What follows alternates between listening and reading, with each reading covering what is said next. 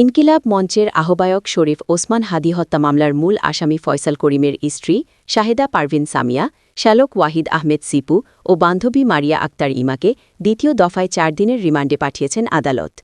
শনিবার ২০ ডিসেম্বর বিকেলে ঢাকার চিফ মেট্রোপলিটন ম্যাজিস্ট্রেট আদালতে তাদেরকে পুনরায় ৭ দিনের রিমান্ডে নেয়ার আবেদন করে পুলিশ। পরে আদালত ৪ দিনের রিমান্ড মঞ্জুর করেন। এর আগে গত সোমবার ১৫ ডিসেম্বর এই ৩ আসামিকে ৫ দিন রিমান্ডের আদেশ দেন ঢাকার চিফ মেট্রোপলিটন ম্যাজিস্ট্রেট আদালত।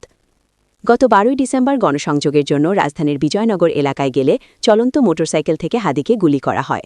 গুলিটি তার মাথায় লাগে। গুরুতর আহত অবস্থায় তাকে প্রথমে ঢাকা মেডিকেল কলেজ হাসপাতালে নেওয়া হয়।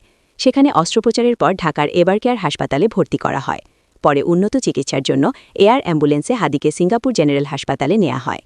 সেখানে ১৮ ডিসেম্বর রাতে চিকিৎসাধীন অবস্থায় হাদি শেষ নিঃশ্বাস ত্যাগ করেন।